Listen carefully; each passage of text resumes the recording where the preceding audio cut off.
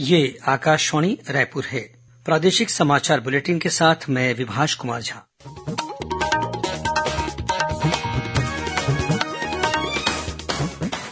और अब पेश है आज के मुख्य समाचार। लोकसभा चुनाव के दूसरे चरण के तहत राजनांदगांव, कांकेर और महासमुंद सीटों के लिए अधिसूचना जारी। आज से नामांकन की प्रक्रिया भी शुरू। बस्तर लोकसभा क्षेत्र में आज नामांकन पत्रों की जांच के दौरान एक नामांकन रद्द किया गया, 11 नामांकन वैध पाए गए।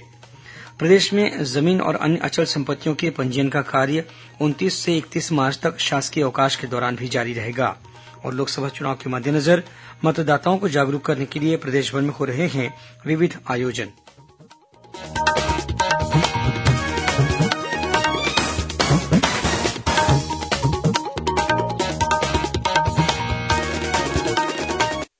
अब समाचार विस्तार से।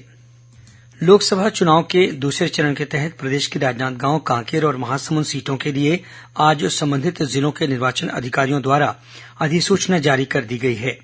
इसी के साथ इन निर्वाचन क्षेत्रों में नामांकन की प्रक्रिया भी शुरू हो गई है।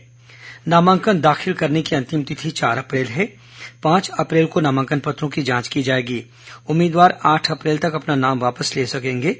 दूसरे चरण में 26 अप्रैल को मतदान होगा। कांकेर लोकसभा क्षेत्र के निर्वाचन अधिकारी अभिजीत सिंह ने बताया कि इस लोकसभा सीट के अंतर्गत सिहावा, संजारी बालोद, डौंडीलोहारा, गुंडरदेही, अंतागढ़, भानुप्रतापपुर, कांकेर और केशकाल सहित 8 विधानसभा क्षेत्र आते हैं। वहीं राजनांदगांव लोकसभा क्षेत्र के निर्वाचन अधिकारी संजय अग्रवाल ने बताया कि इस लोकसभा क्षेत्र के अंतर्गत पंडरिया, कवर्धा, खैरागढ़, डोंगरगढ़, राजनांदगांव, डोंगरगांव, खुज्जी और मोहला मानपुर सहित 8 विधानसभा क्षेत्र शामिल हैं। उन्होंने बताया कि पंडरिया, कवर्धा, खैरागढ़, डोंगरगढ़, राजनांदगांव, डोंगरगांव और खुज्जी में सुबह 7 बजे से शाम 6 बजे तक मतदान होगा। इसी तरह मोहला मानपुर विधानसभा क्षेत्र में सुबह 7 बजे से दोपहर 3 बजे तक वोट डाले जाएंगे। महासमुंद लोकसभा क्षेत्र के निर्वाचन अधिकारी प्रभात मलिक ने बताया कि इस क्षेत्र के अंतर्गत सरायपाली, बसना, खल्लारी, महासमुंद, राजिम, बिंद्रानवागढ़, कुरूद और धमतरी सहित 8 विधानसभा क्षेत्र शामिल हैं। बस्तर लोकसभा क्षेत्र में आज नामांकन पत्रों की जांच में 12 में से 1 नामांकन पत्र रद्द किया गया, जबकि 11 नामांकन वैध पाए गए। उम्मीदवार 30 मार्च तक नाम वापस ले सकेंगे। इस सीट के लिए 19 अप्रैल को वोट डाले जाएंगे। प्रदेश में लोकसभा चुनाव के लिए राजनीतिक दलों का प्रचार अभियान अब जोर पकड़ रहा है।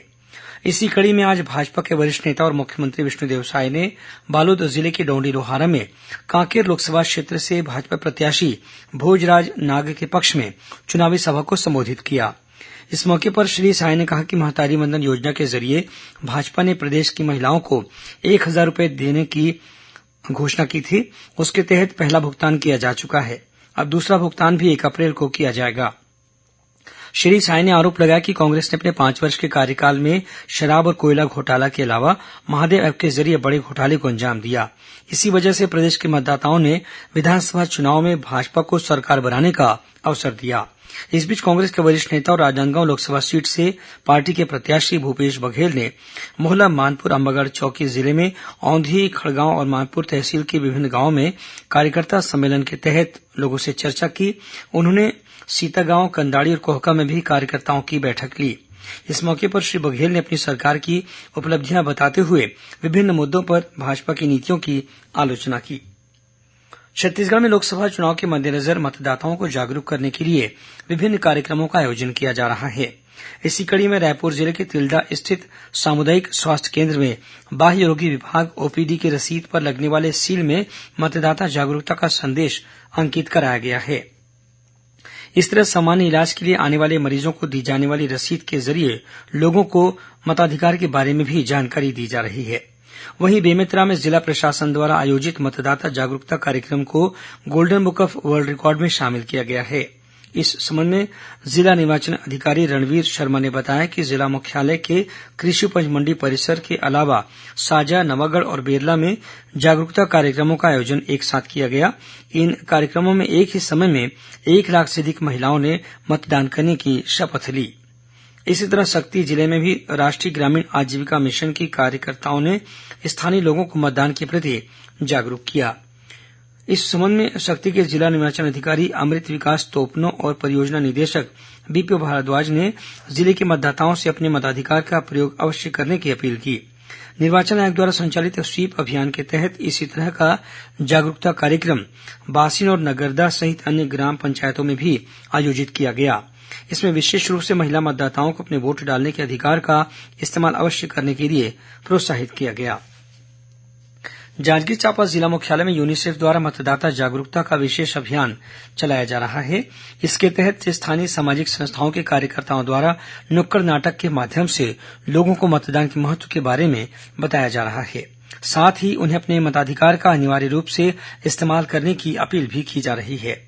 कल के आयोजन में इन कार्यकर्ताओं ने मतदान के साथ ही बाल विवाह को रोकने की शपथ भी दिलाई। मतदाता जागरूकता अभियान के तहत जिले में 30 मार्च को साइकिल रैली सहित अन्य स्पर्धाएं भी होंगी। कोंडागांव जिले में भी मतदाता जागरूकता अभियान के तहत बस स्टैंड सहित अन्य सार्वजनिक स्थानों पर मतदाताओं को लोकतंत्र के महत्व के बारे में बताया जा रहा है। इसके तहत मतदाताओं को स्टिकर लगाकर उन्हें अनिवार्य रूप से अपना वोट डालने के लिए प्रेरित किया जा रहा है। इस अभियान के तहत आज करीब 5000 गाड़ियों में मतदान संबंधी स्टिकर लगाए गए। वहीं मुंगेली में पशुधन विकास विभाग द्वारा हमारा गौरव हमारी शान 100% करें मतदान के विषय पर स्वीप कार्यक्रम का आयोजन किया गया। इस दौरान फाग गीत के माध्यम से मतदाताओं को वोट डालने के प्रति जागरूक किया गया। इस कार्यक्रम में श्रेष्ठ प्रदर्शन करने वाले कला जत्था को नकद पुरस्कार भी दिया गया। प्रदेश में जमीन और अन्य अचल संपत्तियों के पंजीयन का कार्य 29 से 31 मार्च तक शासकीय अवकाश के दौरान भी जारी रहेगा। गौरतलब है कि इस समय राज्य के सभी पंजीयन दफ्तरों में कम्प्यूटर आधारित NGDRS प्रणाली से पंजीयन कार्य किया जा रहा है। चालू वित्त वर्ष के दौरान इस महीने की 29 से 31 तारीख तक शासकीय अवकाश रहेगा, लेकिन अचल संपत्ति खरीदी बिक्री से संबंधित पंजीयन के लिए पक्षकारों को असुविधा से बचाने के लिए राज्य के सभी पंजीयन दफ्तर इन 3 दिनों में भी खुले रहेंगे। साथ ही पंजीयन से संबंधित दस्तावेज तैयार करने के लिए ई-स्टाम्प काउंटर भी इस दौरान सामान्य दिनों की तरह सेवा उपलब्ध कराने के लिए खुले रहेंगे। रायपुर स्थित भारतीय प्रबंध संस्थान ने डिजिटल हेल्थ एसोसिएट्स के साथ एक समझौता किया है। इसके तहत प्रधानमंत्री जन आरोग्य योजना और आयुष्मान भारत अभियान सहित अन्य स्वास्थ्य कार्यक्रमों की समीक्षा की जाएगी। साथ ही इन योजनाओं के लागू होने से हितग्राहियों को मिलने वाले लाभ का मूल्यांकन भी किया जाएगा। देश के सभी विश्वविद्यालय अगले शिक्षा सत्र से पीएचडी में प्रवेश के लिए अलग अलग परीक्षाएं लेने के बदले राष्ट्रीय पात्रता परीक्षा नेट में अभ्यर्थी द्वारा प्राप्त किए गए स्कोर का उपयोग करेंगे। इस संबंध में विश्वविद्यालय अनुदान आयोग के अध्यक्ष एम जगदीश कुमार ने सोशल मीडिया पर जारी संदेश में विस्तार से जानकारी दी है। सरगुजा में जिला प्रशासन ने नीट परीक्षा के अभ्यर्थियों की तैयारी के लिए निःशुल्क आवासीय कोचिंग शुरू की है। कलेक्टर विलास भोसकर ने बताया कि इस कोचिंग में 12वीं पढ़ने वाले छात्र छात्राओं को शामिल किया गया है। कलेक्टर ने बताया कि विद्यार्थियों को हॉस्टल से कोचिंग स्थल तक लाने ले जाने के लिए निःशुल्क बस की व्यवस्था भी की गई है। कोंडागांव जिले के केजंग गांव में माओवादियों ने बीती रात एक निजी कंपनी के मोबाइल टावर को आग के हवाले कर दिया। इस घटना के बाद आसपास के इलाके में नेटवर्क नहीं मिलने से मोबाइल फोन की सेवा प्रभावित हुई है। घटना के बाद से पुलिस ने आसपास के इलाकों में गश्त और बढ़ा दी है। बलौदाबाजार भाटापारा जिले के बारनवापारा अभयारण्य में वन विभाग के अधिकारियों ने बाघ का शिकार करने के मामले में एक आरोपी को गिरफ्तार किया है। वन विभाग के दल ने आरोपी के पास से 5 गोला बम, पेंगोलिन की छाल और जंगली सुअर के दांत तथा जबड़े के अलावा अन्य दुर्लभ प्राणियों की खाल बरामद की है। आरोपी के खिलाफ मामला दर्ज कर वन विभाग ने जांच शुरू कर दी है। रायपुर रेलवे स्टेशन के प्लेटफॉर्म नंबर 7 की 2 दुकानों में बीती रात आग लग गई। इस घटना में मिल्क पार्लर और उसके बाजू में स्थित कैंटीन पूरी तरह से जलकर राख हो गए। हालांकि रेलवे पुलिस और स्थानीय कर्मचारियों की मदद से आग को बुझाने का प्रयास किया गया, लेकिन आग बुझने तक दोनों दुकानों में रखे सारे सामान जलकर नष्ट हो चुके थे। इस घटना में किसी के हताहत होने की कोई सूचना नहीं है। सूत्रों के अनुसार यह घटना शॉर्ट सर्किट की वजह से हुई।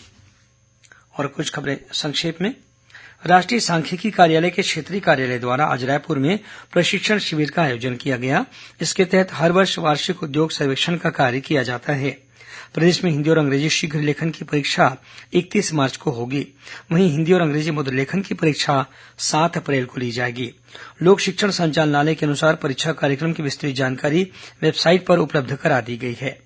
बिलासपुर जिले में आदिम जाति और अनुसूचित जाति विकास विभाग द्वारा संचालित सभी आश्रम छात्रावासों की सीसीटीवी से निगरानी की जाएगी। इस संबंध में कलेक्टर अवनीश शरण ने संबंधित अधिकारियों को निर्देश जारी किए हैं।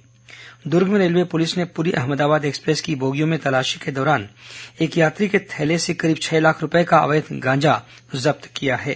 पुलिस के अनुसार आरोपी ने पान मसाला के थैले में गांजा छिपाकर रखा था। और मुंगेली पुलिस ने चोरी और लूट की आरोप की वारदात को अंजाम देने वाले अंतर्राज्यीय गिरोह के 3 सदस्यों को गिरफ्तार किया है। इनके पास से करीब 1,78,000 रूपये नकद भी बरामद किए गए हैं। अंत में मुख्य समाचार एक बार फिर। लोकसभा चुनाव के दूसरे चरण के तहत राजनांदगांव, कांकेर और महासमुंद सीटों के लिए अधिसूचना जारी। आज से नामांकन की प्रक्रिया भी शुरू। बस्तर लोकसभा क्षेत्र में आज नामांकन पत्रों की जांच के दौरान 1 नामांकन रद्द किया गया। 11 नामांकन वैध पाए गए। प्रदेश में जमीन और अन्य अचल संपत्तियों के पंजीयन का कार्य 29 से 31 मार्च तक शासकीय अवकाश के दौरान भी जारी रहेगा। और लोकसभा चुनाव के मद्देनजर मतदाताओं को जागरूक करने के लिए प्रदेश भर में हो रहे हैं विविध आयोजन। इसी के साथ प्रादेशिक समाचार बुलेटिन समाप्त हुआ।